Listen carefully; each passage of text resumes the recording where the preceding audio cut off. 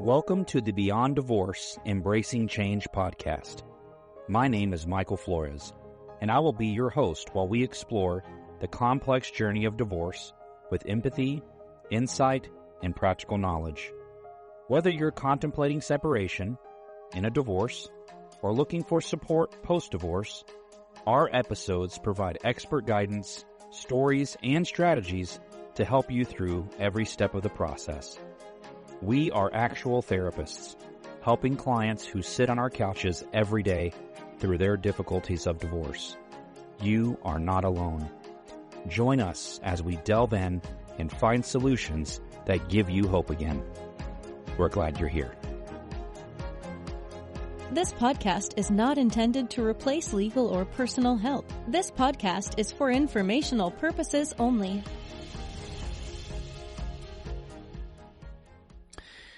Well, welcome back, everyone, to Beyond Divorce, Embracing Change.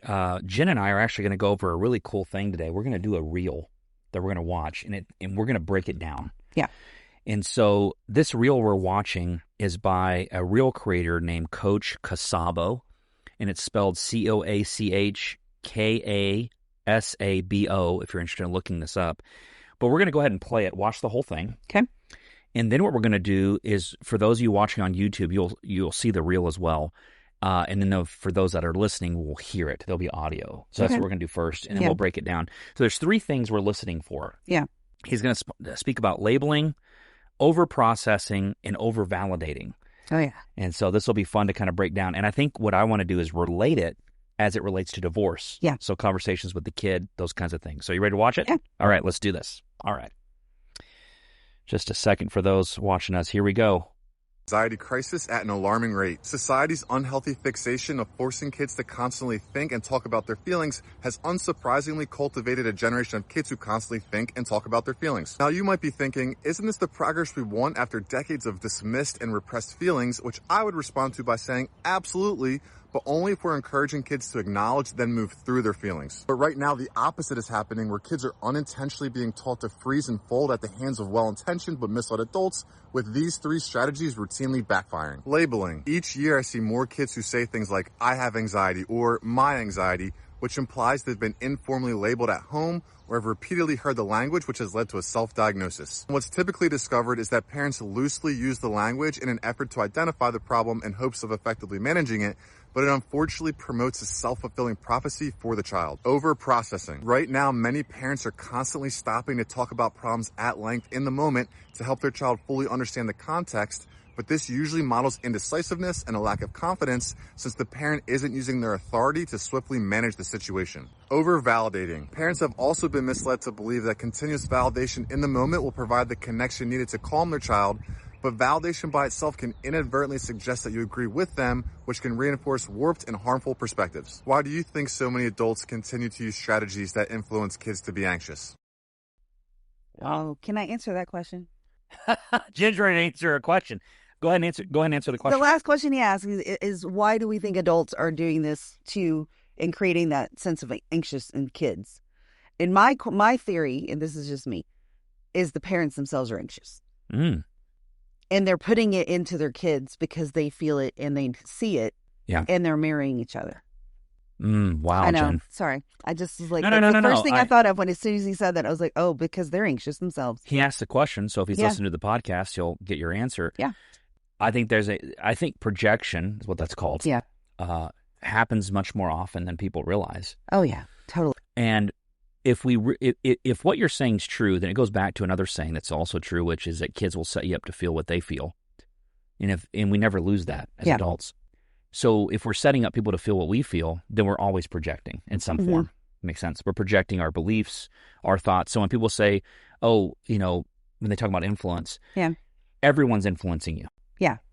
Someone once said that we are a compilation of the 5 closest people in our circle. We're an average of that.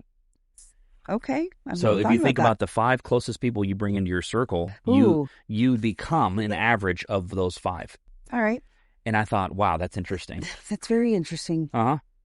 Okay. So it goes back to what your point is that you're projecting your own stuff. And so I also think there's another part of it is our society has gotten label friendly. Oh, goodness, yes. And we've labeled sadness as depression. Yes. We've labeled dread as anxiety. Yeah. And so what happens is we're using clinical words to describe normal moments. Yeah. And when we do that, we get clinically stuck. And that's the problem with labels is it puts people. So I guess we're jumping into labeling. Jumping into labeling, yeah. Labeling puts people in a box. Yes. Okay. Now, why are labels good? If I come to you, Jen, and say, I've got a client who's dealing with extreme anxiety. Yeah. And they are clinically depressed. Uh-huh. And I tell you something like that, that lets you know kind of how they're functioning because you're in my field. Exactly. But if the client walks out with that label, the client says, that's me. And the identity is now wrapped into the label. Yep. And that's where they get stuck. They do. And I think the problem they get, the reason why this is, it's hard because lots of people talk about their issues and their things and they label it. Mm-hmm. Especially if kids have gone to a doctor, they have been given a diagnosis of some sort. They assume, I had a kid a couple of years ago, he's like, well, he was acting out. He's like, well, my ADHD made me do it. And you have to separate yourself. That's the problem with labeling. You become what you think you have.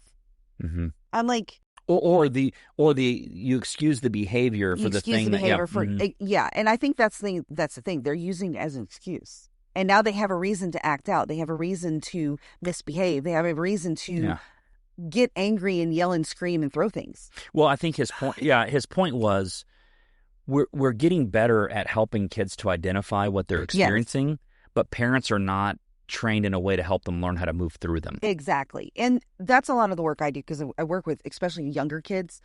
You want to be able to help them identify what the feeling is, but then we got to figure out how do we get through the feeling? Yeah. Because the other side of that with labeling, they're like, well, I have this. It's me. It's all inside of me and I can't do anything about it. Right. And that label part actually hurts because the kids feel like they can't fix it. They can't change it. They don't know how to deal with it. Yeah. You know, just saying someone has anxiety, everybody has anxiety. Well, and I think it comes up in divorce, this deal, because lot more. You'll get one parent that will say, you know, the kid has extreme anxiety. The other parent goes, it's not the kid, it's the parent, right? Yes. Like, no, they don't. They don't have your extreme anxiety. That's blah, blah, blah. Yeah. And that's how it comes up in divorce usually is I have two parents that see something very differently. And what I do with the parents is instead of using the label, I'll just say, would you guys disagree? Would it be kind of, I guess, would I be off base in saying that the child is experiencing something that's off? Yeah. And they usually go, yes. And I go, would either of you be opposed to me coming back to you and letting you know this is what's missing for your kid? Yeah. And this is where you can best help? Yeah. And they usually say, no, we're good with that. Please do that. Yeah. And so now what I've done is I've let them release the label. Mm-hmm. They're giving me now the permission to look into the situation, decide what it should be called, so that I can help them get through it. But here's the hard one too. If your kid is receiving psychiatric help, there's a label. Yes, there is. If your kid is getting insurance billed, there's a label. There's a label because they require it. If they get medication, there's a label. How do you medicate without the label? Exactly, you can't. And I think that's part of it though. And because I've had parents come in and they're like, well, this is what my kid is doing. They're acting out. They're doing this at home. They're doing this at school. Mm-hmm. I think they need to be on medication. And then the other parent's like, no, they don't need to be on medication. Yep. Then you've got this disconnect. But the kid themselves just needs to figure out how to deal with the emotion half the time. I'm not a huge proponent for medication. There are places it's very important. It's necessary. Right. But at the same time, if you don't start at the smaller part where you might think there might be a label. Right. Think about what can we do to help that kid right now manage what they're feeling. And if that helps enough, you don't need to move forward. You know, even kids who are hyperactive. Right. Most 5-year-old boys are hyperactive, just in general. That does not mean they have ADHD. You didn't know me when I was 5, Jen? I know, but I know. You're assuming I was hyperactive, okay? I know you now. Well, let's talk about the second part of the video. I don't know. Overprocessing? He talked about, the second topic was overprocessing. So this is a part where feelings. Let's talk about your feelings every day. Yes. Parents are constantly stopping to talk to their children about the feelings, and this is what he says, this usually models an indecisiveness and a lack of confidence. You know what's funny is I have a lot of kids that come in, especially in divorce situations, every day. My mom's always asking me, what's wrong? What's going on? What's going on today? Do you think that's an overprocessing issue? Yes. Okay, tell me what you mean. Because the kids are like, I'm fine. I just am not talking right now. They feel like that. Well, it's kind of like the helicopter parent. They're asking too much. And the kid's like, I just got out of school. I don't feel anything right now. And the parent is constantly, well, how do you feel about this? How do you feel about that? How was your trip with Dad? How'd you go there? And they're asking all these questions about how they feel over and over again. And the kid's like, I'm fine. But the parent doesn't accept that. So maybe the parent's not fine. Is that what you were saying earlier? Yeah. Well, I mean, that's part of it. Or they assume because of the divorce, there's got to be something going on. Here, I'll make it easy. Some kids are actually fine. I'll make it easy for the parents. Your kids are not fine when you get divorced. No. Okay, never. I don't know a situation where they're ever fine. You get them out of a situation, maybe they're not safe. Maybe you've cleared up that problem, but you haven't cleared up the problem of the fact that we have a broken family. Yeah. Okay, so they're not fine. When you overdo it and you're over processing with the kid, what he's talking about here is it models indecisiveness and a lack of confidence. And so the kid sees you at lack of confidence. They start questioning their own decisions. And is this right or is this wrong? Should I do this or should I do that? Or should I feel this way? Should I feel this way? Yeah. And so the kid learns to avoid the feeling. Yeah. Right? Versus actually tackling it. Yeah. Which is the opposite of what you want to do. You want them to tackle the problem because that's how they actually get through the issue. And so when you bring your kid to therapy, the therapist isn't sitting and going, let's talk about how we can avoid this feeling that you have. Well, we do not. Right? Or my favorite is let's talk about how you can cope with. Yeah. Right? And coping, in my opinion, has a negative connotation. At least I feel it does. Because a true cope is like going, there's nothing you can do about it, but we got to find a way to get through it. That's coping, in my opinion. But that's not how it's taught. No. Coping's taught. I don't think of it that way. Well, I know. And most people dealing with coping is what they're actually doing, in my opinion, is just kind of going, let's figure out how we can make this feel good. And let's figure out how we can avoid this feeling, which creates more of the issue. True. And so I would like us to get to a place where when we go to our kids and we say, hey, how you doing? Yeah. And they go, I'm not too good. Is there anything I can do to help? And they go, no. Leave them the damn hell alone. Oh, yeah. Like, it's okay. Let them figure it out. Well, that indecisiveness, I have kids who have said, they're like, I don't feel anything right now. I'm good. I'm tired from school. Yep. I'm tired from this. There's drama with my friends, and they don't want to talk about it. But the problem is they start questioning themselves. I'm like, well, maybe I'm supposed to feel something else. Mm-hmm. Maybe I'm supposed to feel more upset. Maybe I'm supposed to be mad because obviously they keep asking me. So maybe I'm missing something that I don't know. And then that lack of confidence of understanding how you truly feel yourself. Yeah. And it's a lot of work I do is helping the kids understand themselves enough to say, this is how I really feel. Right. And the other side of that is parents accepting it and not overanalyzing it either. So we had a conversation in therapy once. Dr. Ellison, actually, I'll give him props on this. He talked about the beauty of therapy is that most people, you don't have to be trained as a therapist to do this, we know how to unzip someone. So what we mean by that is pretend we have this invisible zipper, which is all of our stuff's inside. And most people have learned how to ask enough things or to inquire about things where they unzip, where I can get someone to open up to me. I can say, hey, how you feeling? Or, man, it seems like you had a rough day. Yeah. And I'm doing an unzipping, right? So they're getting to pour out. And what happens is, he says, a good therapist knows how to zip them back up. Yeah. And I think that's where people don't know how to do that. It's like good parents are really good in divorce about going, whoop, tell me about what's in there. Yeah, but they don't know how to fix it or change it or put it back together. And that's the point with the over processing. Yeah. You overdo the unzip, but you don't know how to do the zip up. So this is why you have to be okay with if the kid kind of buckles one down or takes one button down, they're opening a little portion and you're going, okay, this is important. I don't know how to help this. So then you might seek out some more help on how to do the zip up because that's what we're trained to do, right? Okay. So let's go to the next topic, which is over-validating. Ugh. So this would be continuous validation inadvertently in the moment that doesn't affirm the child but implies you agree with them? What does that mean to you? It's a long thing. That's a long thing, but look at that. To me, what this is when a parent constantly says, it's okay to feel this way. It's okay to be upset. It's okay to be upset with your dad. They didn't do what you said. They said they were going to. Why is it always the dads? I don't know why. Well, I mean, sometimes it is the moms. Believe me, I got plenty. We say dads a lot, but yeah, we got moms. I got moms who don't do their stuff too. Yeah. And that's the thing. It's constantly telling the kid over and over again, it's okay for them to act that way. I'll take care of you. And you're kind of inadvertently making a jab at the other parent. Instead of having the kid work on that issue with that other parent and let the kid be known to say what they feel about the other parent, how they feel when the other parent says, you can't go to soccer because it's my time. So is it more important to affirm the child or agree with the child? Affirm their feelings, yes.